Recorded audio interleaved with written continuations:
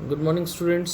हम लोगों ने केमिकल काइनेटिक्स शुरू किया था, average rate of reaction, instantaneous, वो सब पढ़ा था, उसका एक्सप्रेशन कर लिया था। अब जो मैं बताने जा रहा हूँ that is calculation of average rate of reaction.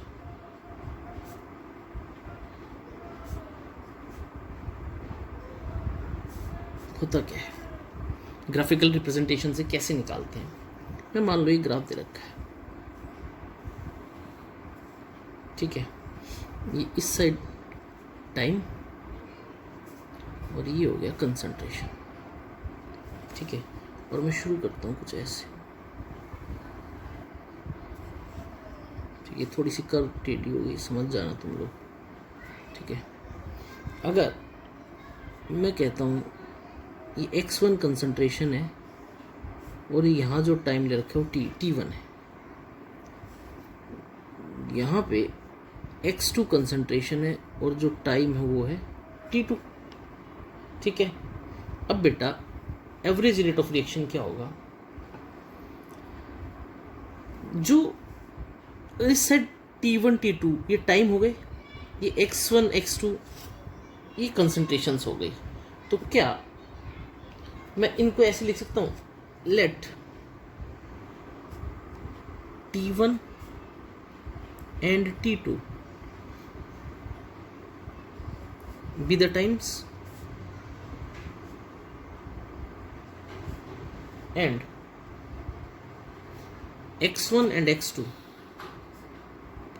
are concentrations, ठीक है।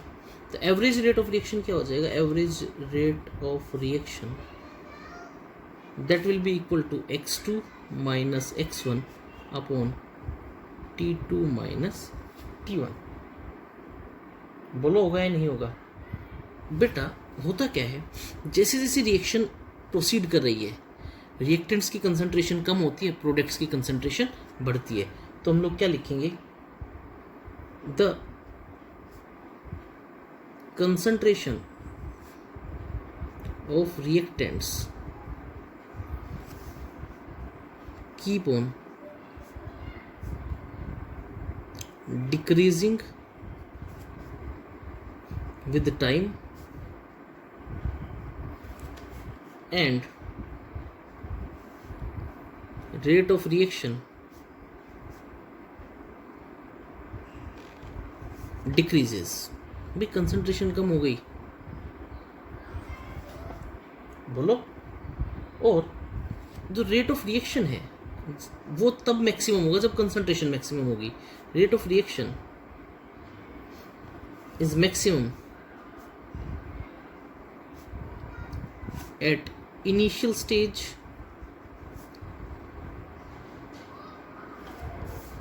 and decreases with time। बोलो बेटा बात समझ में आई। ये नेक्स्ट हम लोग पढ़ेंगे that is units of rate of reaction. बेटा हम लोगों ने क्या पढ़ा था, x2 माइनस x1, x2 और x1 ये क्या है, कंसंट्रेशन। कंसंट्रेशन को कैसे रिप्रेजेंट किया करते, मोल्स पर लीटर से। तो यूनिट्स क्या हो जाएंगी, moles per litre upon time को अगर मैं सेकंड में रिप्रेजेंट करता हूँ सेकंड, तो यूनिट्स क्या हो गई, moles per litre second inverse. बोलो हुआ है नहीं हुआ। उसके बाद अगर मान लो टाइम आवर्स में दे रखा है, मिनट में दे रखा है, तो क्या हो सकता है, मोल्स पर लीटर। बोलो मिनट में है तो मिनट इनवर्स, आवर्स में है तो मिनट पर लीटर आर इनवर्स। अरे बोलो यार, ठीक है। अगर मैं रिएक्टेंट्स और प्रोडक्ट्स गैशियस प्रोडक्ट्स हो, गैशियस रिएक्शन हो कि रिएक्टेंट साइड भी गैस और प्रोडक्ट साइड भी गैस, तो क्या होगा, if there is gaseous reaction then जब गैसियस प्रोडक्ट नहीं थे तो कंसंट्रेशन को किस में रिप्रेजेंट किया था, मोल्स पर लीटर में। अगर गैसियस है देन हम लोग किसको यूज करते हैं, पार्शियल प्रेशर को। Then partial pressure of gas is taken. ठीक है, रिएक्शन क्या हो जाती है, आइडियल गैस इक्वेशन पढ़ रखी है, P V equal to n R T. अरे बोलो यार, तो पी क्या हो गया, n by V R T. N by V किसके बराबर था, कंसंट्रेशन सी आर टी। तो क्या मैं P is equal to C R T, क्या मैं ऐसे लिख सकता हूँ, डेल्टा पी अपॉन में डेल्टा टी। अरे change in partial pressure with respect to concentration, delta T, T capital T कर लो, इन टू आर टी। तो ये क्या हो गया, delta P by delta T.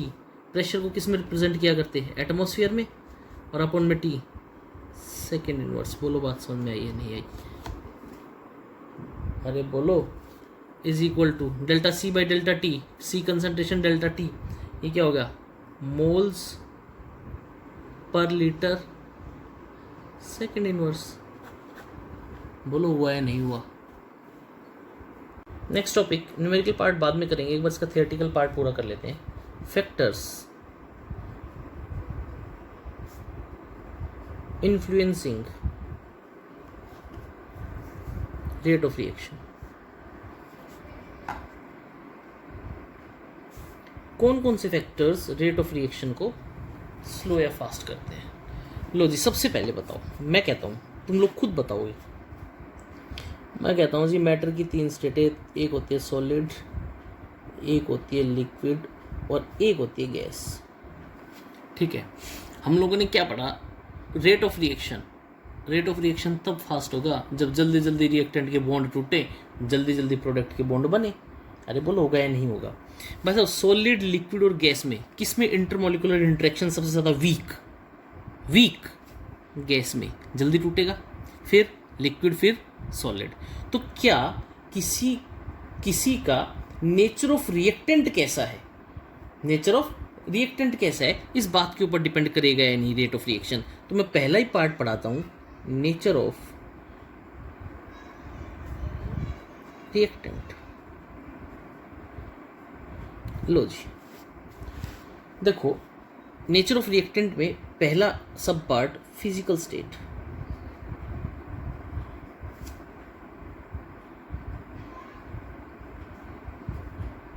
ठीक है, अब सुनना ध्यान से। फिजिकल स्टेट में मैं लिखता हूँ, मैंने लिखा गैसियस, फिर मैंने लिखा liquid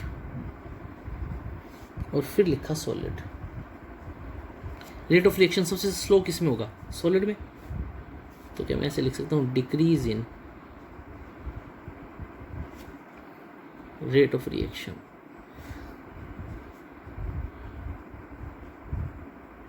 decrease in rate of reaction. मैं क्या कहता हूं कि अगर गैसियस, लिक्विड और सॉलिड, गैसियस के अंदर पार्टिकल्स के बीच में स्पेस ज़्यादा, लिक्विड में थोड़ा गैसियस के मुकाबले कम, सॉलिड में सबसे कम। बेटा क्या होता है, क्या कि गैसियस के अंदर स्पेस ज़्यादा, तो एक दूसरे से पार्टिकल इंटरेक्ट ज़्यादा करेंगे, एक दूसरे से आकर के टकराएंगे, तो कोलिजन्स ज़्यादा। जितना ज़्यादा कोलिजन उतना ही प्रोडक्ट बनाने की टेंडेंसी ज़्यादा। तो बेटा हम लोग क्या लिखते हैं, the gases and liquids intermix easily and thus reaction takes place effectively। बोलो भाई, गैस और लिक्विड एक दूसरे से इंटरमिक्स जल्दी हो जाते हैं। इंटरमिक्स होने का एक छोटा सा पैरामीटर बताता हूँ। ये कोई पार्टिकल है, ये कोई पार्टिकल है, ये ए है, ये बी है, ये कोई पार्टिकल है, ये कोई पार्टिकल है। इंटरमिक्स होने का मतलब अगर ये स्पेस ज़्यादा होगा तो इनकमिंग ज़्यादा लगेंगे तो ज़्यादा इंटरमिक्स होगा। ठीक है, देखो क्या लिखा? The gases and liquid intermix easily and this reaction takes place effectively and in case of solids, क्योंकि बीच का स्पेस कम, in case of solids the reactants interact only on surface and hence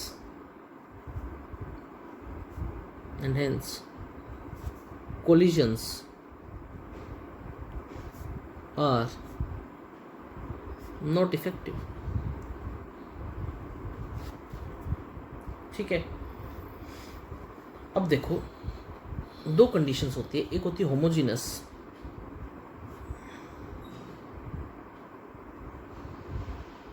और एक होती है बेटा हेट्रोजीनस। होमोजीनस में तो सेम रहेगा क्योंकि ओवरऑल यूनिफॉर्म रहता है। हेट्रोजीनस में क्या आता है, देखो होमोजीनस सेम तो इसके कोलिजन्स क्या रहेंगे, सेम। हेट्रोजीनस में अलग अलग पार्टिकल्स तो कोलिजन्स भी अलग अलग। तो हेट्रोजीनस में क्या होगा,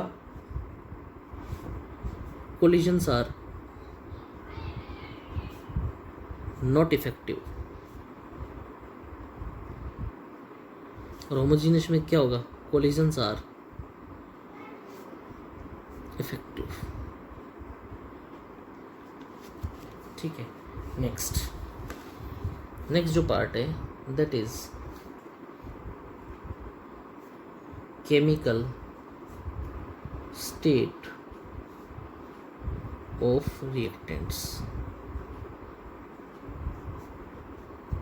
चलो बताओ, एक तो 2 बॉन्ड तोड़ करके प्रोडक्ट बना रहा हूँ, एक 4 बॉन्ड तोड़ करके प्रोडक्ट बना रहा हूँ, कब जल्दी बनेगा? 2 बॉन्ड वाले में।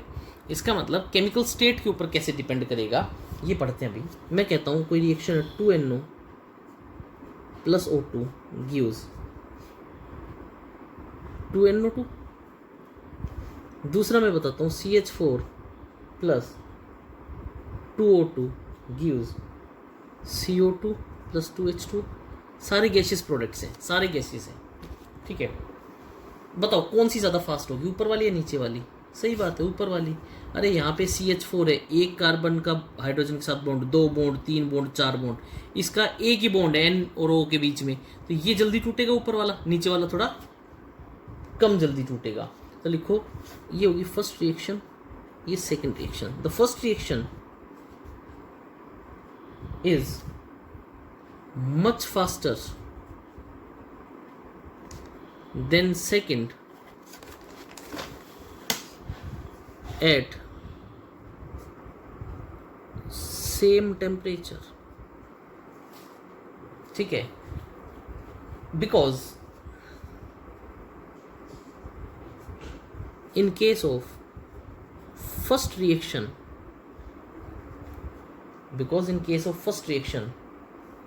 there is breaking of only one bond and in second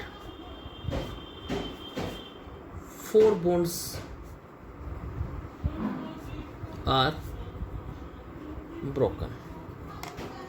ठीक है, अब अगर मान लो सिमिलर हो, रिएक्टिंग स्पीशीज सेम हो, जैसे मैं कहता हूँ 2NO plus O2 gives 2NO। ठीक है, अब 2CO plus O2 gives 2CO2। अब अगर पूछे कि ऊपर भी 2 बॉन्ड तोड़ने, नीचे भी 2 बॉन्ड टूटने, तो बताओ कौन किस में रिएक्शन फास्ट होगी? तो बेटा रिएक्शन डिपेंड करेगी जो कंबाइनिंग एटम्स है, नाइट्रोजन और ऑक्सीजन, कार्बन और ऑक्सीजन, किसके बीच में बॉन्ड स्ट्रॉन्ग होगा, किसके बीच में बॉन्ड स्ट्रॉन्ग होगा।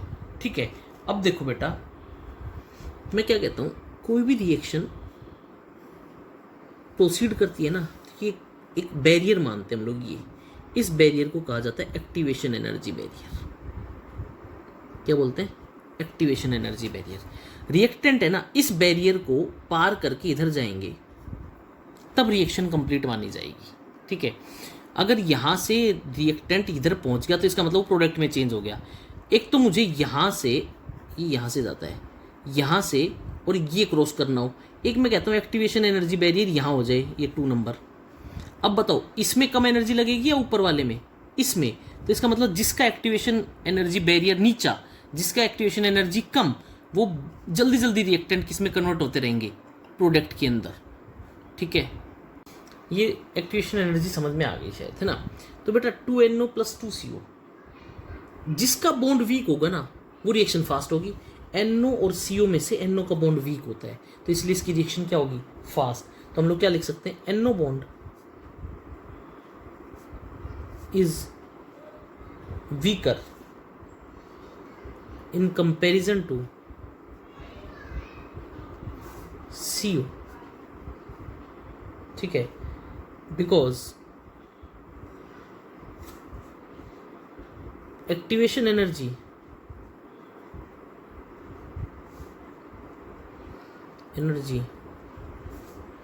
of reaction is less, hence reaction takes place at fast rate।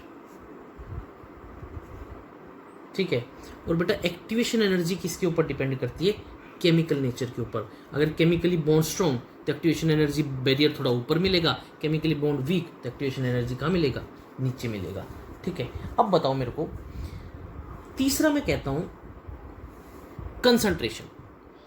भाई जैसे जैसे रिएक्शन प्रोसीड करती है, रिएक्टेंट की कंसंट्रेशन घटती है और प्रोडक्ट की कंसंट्रेशन बढ़ती है। तो नेक्स्ट टॉपिक जो है, फैक्टर जो है, that is concentration of reactants. ठीक है, तो लिखो जैसे जैसे रिएक्टेंट की कंसंट्रेशन कम होती जाएगी, रेट ऑफ रिएक्शन कम होता जाएगा। तो हम लोग क्या लिखते हैं? रेट ऑफ रिएक्शन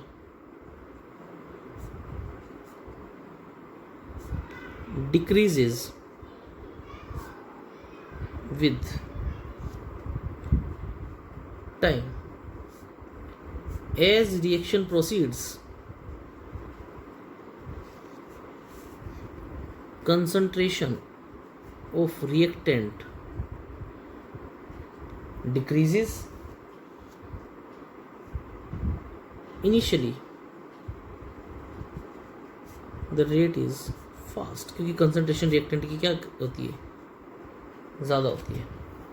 ठीक है, अब बेटा अगर मान लो कंसंट्रेशन बढ़ाओगे तो रिएक्टिंग स्पीशीज बढ़ेंगे, तो कोलिजन्स बढ़ेंगे, और कोलिजन बढ़ेगा तो रेट ऑफ रिएक्शन बढ़ेगा। तो क्या लिखेंगे हम लोग? Increase in concentration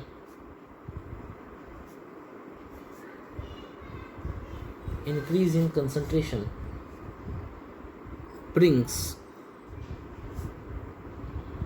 more collisions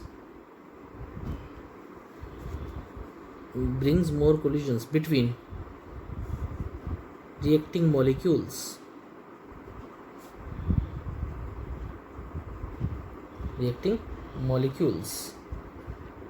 and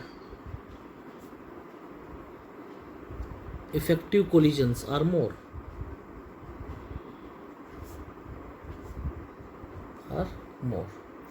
ठीक है, और उसी तरह इफेक्टिव कोलिजन ज़्यादा हो गए तो कंसंट्रेशन तो रेट ऑफ रिएक्शन भी फास्ट होगा। इफ फेज इज गैसियस, ठीक है, अगर गैसियस फेज है तो देखो गैसियस फेज है, अगर प्रेशर बढ़ाओगे तो बेटा एक गिवन वॉल्यूम के अंदर, देखो यहाँ ये था, पहले मान लो ये इतना वॉल्यूम था, अगर प्रेशर बढ़ाओगे, इधर से प्रेशर ज़्यादा किया तो अब यहाँ तक आ गया, तो इस गिवन वॉल्यूम के अंदर पार्टिकल बढ़ेंगे तो कोलिजन्स बढ़ेंगे, कोलिजन बढ़ेंगे तो रेट ऑफ रिएक्शन बढ़ेगा। If phase is gaseous and increase in pressure occurs, increase in pressure occurs, then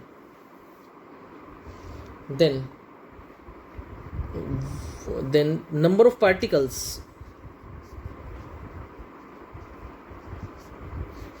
in given volume increases, and hence rate of reaction increases. Factor है temperature. देखो, किसी भी reaction का temperature बढ़ेगा तो particles का interaction की वजह से कोलिजन्स बढ़ेंगे, और कोलिजन बढ़ेगा तो रेट ऑफ रिएक्शन बढ़ेगा. होता क्या है, rate of chemical reactions increase with increase in temperature. ठीक है. और बेटा टेम्परेचर रेट को तो बढ़ाएगा, लेकिन इस बात के ऊपर कोई डिपेंड नहीं करेगा कि रिएक्शन एक्सोथर्मिक है या एंडोथर्मिक है. ठीक है. The effect of temperature is independent of nature of reaction. Either it is exo or endothermic. With every 10 degree Celsius rise in temperature, rate of reaction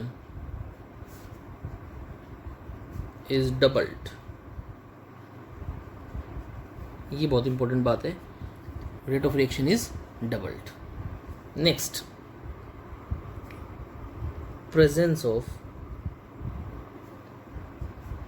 catalyst. सीधी सी बात है यार, प्रेजेंस ऑफ कैटलिस्ट क्या करता है, रेट ऑफ रिएक्शन को enhance करेगा.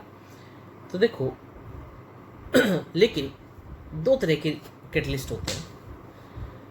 एक कैटलिस्ट होते हैं पॉजिटिव कैटलिस्ट, एक कैटलिस्ट होते हैं नेगेटिव कैटलिस्ट. पॉजिटिव कैटलिस्ट जो होते हैं वो रेट ऑफ रिएक्शन के रेट को एनहांस करते हैं, बढ़ाते हैं, जबकि नेगेटिव कैटलिस्ट क्या करते हैं, रिएक्शन के रेट को घटाते हैं. तो हम लोग क्या करते हैं, catalyst are the substances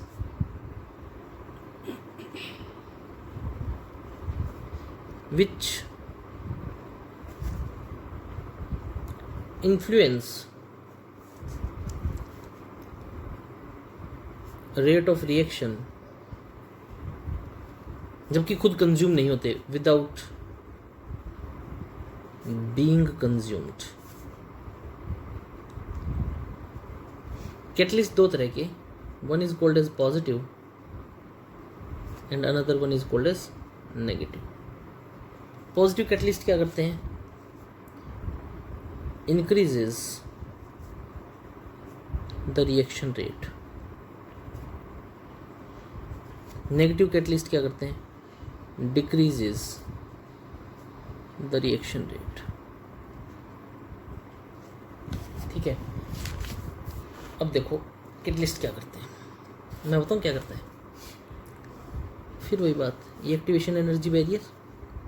catalyst क्या करता है, इस एक्टिवेशन एनर्जी बैरियर को लोअर डाउन कर देता है, थोड़ा और नीचे ला देता है. ये यहाँ आ गया तो जल्दी जल्दी क्रॉस ओवर करेंगे, जल्दी क्रॉस ओवर करेंगे तो रिएक्टेंट किस में कन्वर्ट होते रहेंगे, प्रोडक्ट्स में. तो बेटा हम लोग क्या करते हैं, लिख लो इस बात को, एक catalyst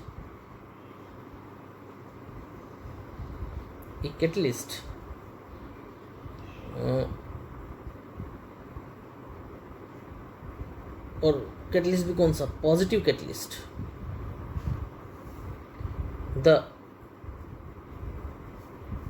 catalyst positive catalyst, the catalyst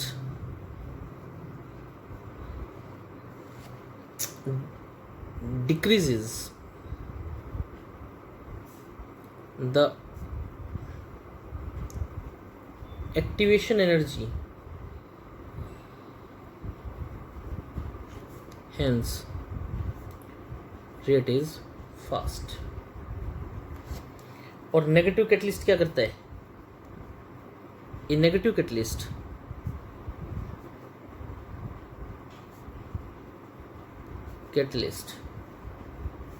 increases activation energy by changing the path, hence rate of reaction is slow.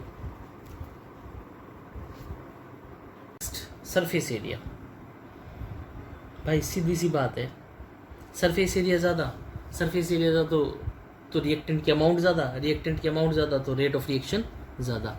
सीधी सी एक और बताऊँ, एक तो लोग चीनी और एक अपन घर पे बूरा यूज़ करते हैं।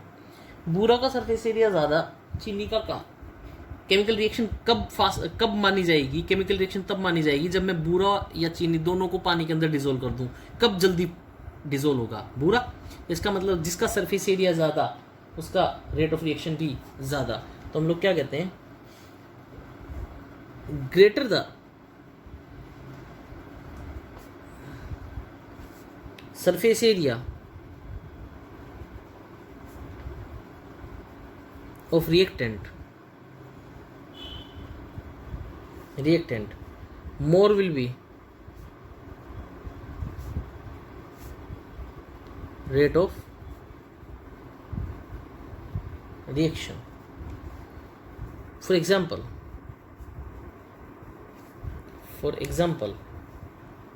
if reactant is in powdered state,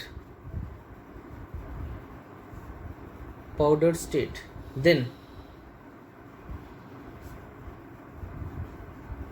surface area is maximum and rate of reaction is also fast. Next जो हम लोग पढ़ेंगे, मेरे हिसाब से सारा समझ में आ गया होगा, मैं एक बार थोड़ा सा रिवाइज करवा देता हूँ। हम लोगों ने पहला फैक्टर पढ़ा कंसंट्रेशन, जितनी ज़्यादा रिएक्टेंट्स की उतना जल्दी रिएक्शन आगे बढ़ेगा। फिर हम लोगों ने पढ़ा सॉलिड, लिक्विड और गैस। सॉलिड के अंदर इंटरेक्शन स्ट्रॉन्ग, इसका मतलब इंटरेक्शन स्ट्रॉन्ग तो रेट ऑफ रिएक्शन थोड़ा स्लो होगा क्योंकि कोलिजन्स कम होंगे। फिर हम लोगों ने नेक्स्ट जो पढ़ा that was called as temperature का हम लोगों ने रेट पढ़ा कि जनरली टेम्परेचर बढ़ता है तो रिएक्शन का रेट बढ़ता है, और with every 10 degree Celsius rise in temperature reaction का रेट क्या हो जाता है? Double.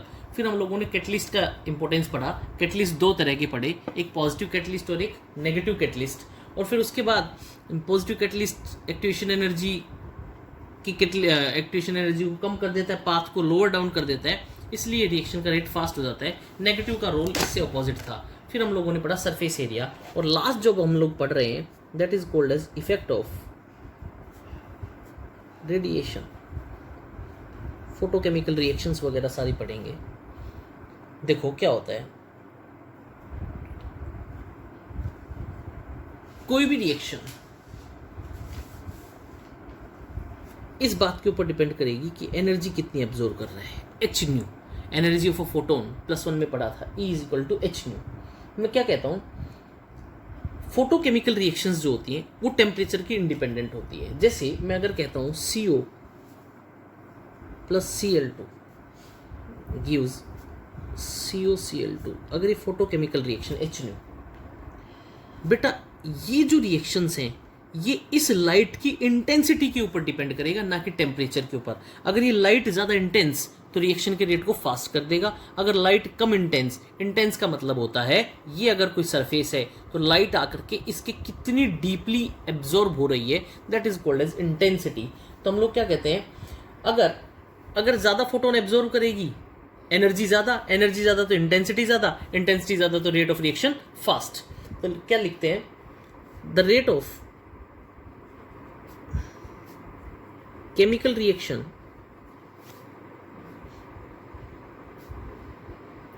Can be enhanced by absorption of energy h nu of radiation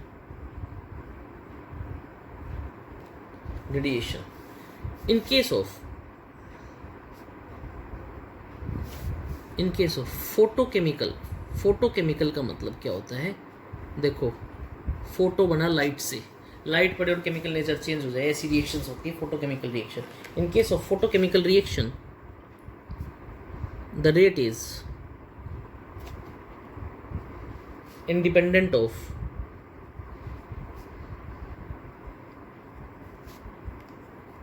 temperature but depends on intensity of light। लेकिन जो थर्मल रिएक्शंस होती है, thermal reactions depends on temperature. ये थे बेटा फैक्टर्स। मैं इनकी अच्छे से PDF फॉर्मेट में फोटो खींच करके भेजूंगा, कॉपी पूरी कर लो, ठीक है। Thank you.